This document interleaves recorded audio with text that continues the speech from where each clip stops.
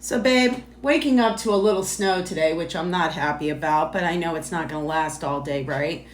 I mean, we are in Ohio. You never know what's going to happen with Ohio weather. It's supposed to be like 70 on Saturday. So spring break's happening in Florida, and so many videos. I used to hang out at spring break since the 90s through 2000s. I was in Miami last year for Miami Music Week, in which I DJ'd there.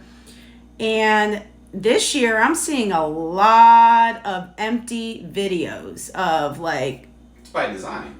Miami not being what it used to be. Well, no, it's not. It could be what it used to be. It's by design. The rich people that live there don't want you there. Flat out. Last year, Miami put out a tourism video that said, "Don't fucking come here." During spring break, they close the bars early. They have extra police enforcement. They're patrolling the beach. They have stricter open container laws. All these tourist places have been taken over by residents who don't want you there.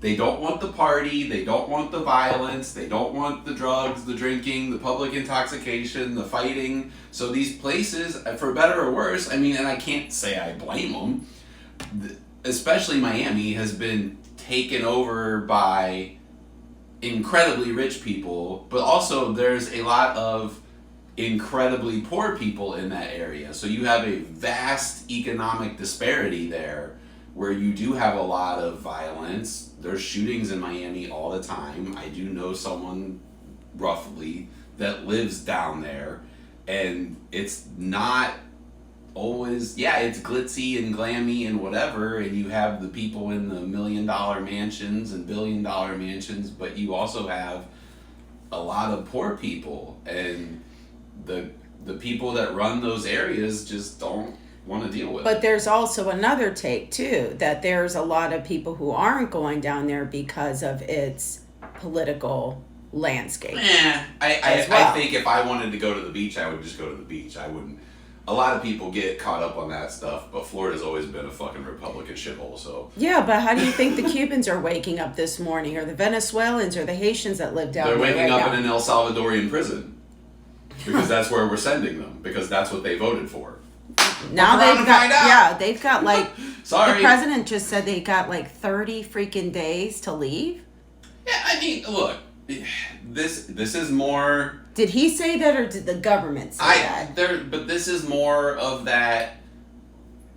We're gonna push on all this outrageous shit, and it'll get caught up in the courts. And what people should be really worried about is they filed these injunctions, and these federal judges said, hey, you can't deport these people, and you got to turn these planes around, and you can't send these people there. And they went, fuck you, we're going to do what we want. Which is exactly what I said they were going to do. And now here we are, when y'all were in the comment section talking about the courts and the judges and the laws, and you were all fucking wrong because he's a dictator and he's going to do what he wants. So it's time to get your heads out of your asses. So now he's trying to get rid of federal judges. No, that wasn't even him. That was his little fuckboy crony fucking, the guy, I forget his goddamn name, the Speaker of the House. He said, well, we'll just get rid of the judges. Is it Mike Johnson? That sounds right. I don't know. I can't keep track of all these idiots. I can't either. But that sounds right, whoever that smarmy fuck is. But no, he said, well, we'll just get rid of the judges. This is wild. What? This is so wild to me. This is how it works. It's like they've been against our government for ever. If you're in the way, they are either going to circumvent you or remove you. So are all of them in with Russia now? It's not about being in with Russia.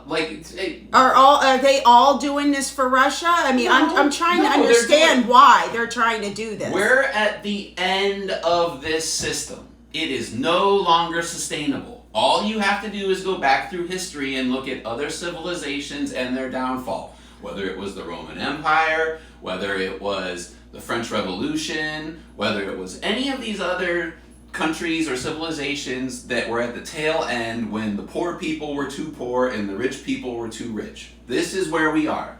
And the writing is on the fucking wall. So what these people are doing is gobbling up everything they can while we all race each other to the bottom.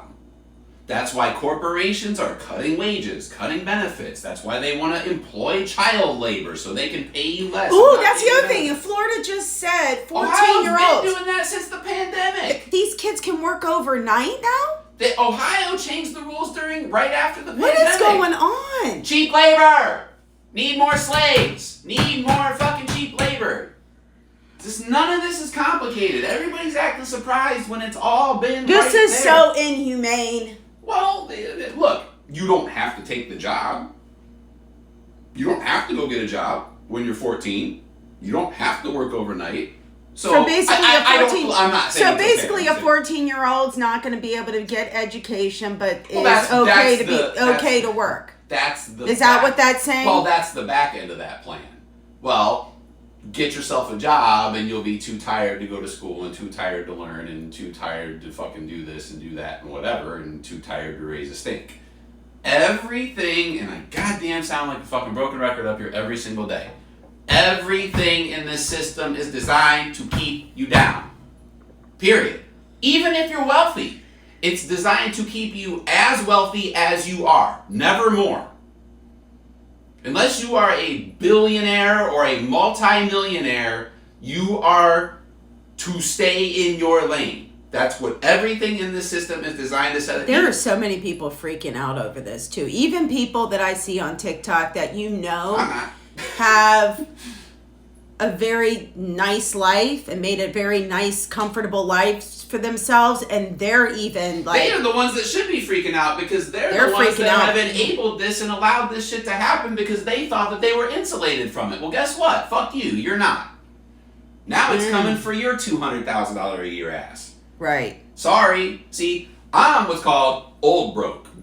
I know how to exist. I know how to survive. None of this bothers me. Yeah, the racism sucks and the real evil shit, shipping people off to prisons. Fine. I've mentally prepared myself for all of this for the last 25 years because I've been reading history books and I've been studying this shit since I was a little kid, and this is how it goes. None of this is surprising to me. None of it. That's why I stand up here and I make jokes and I yell and I scream and I throw my arms around. I am not surprised, and I will not be shocked about any of this. Even when there's tanks rolling up and down the street, I'm just going to sit back with my legs up and be like, I fucking told you so. Because this is the end game of this system. This is the only way it can end. There is no other solution. The only way that we can reverse this is if all of us stand up together. And that's the tanks in the street part. The second we all stand up, they'll stand up too. It's not going to be hey, get out of the way, we're taking our government back. It's going to be hey, we're taking our government back. And they're going to go, okay, bring on the next wave. It's not going to be this peaceful transition of power. So there's a lot that goes with we're going to go take our government back. Yeah. Well, okay. Yeah. So as long as everybody's aware of that. But I think there are people that are aware of that and are preparing themselves for that, for real. Whatever. You ain't got what they got. It's going to take bodies. And that's sad. That's the sad reality, but yeah. I believe we can all do this. Not right now, we can't. All right. We may need to make a part 2 on this.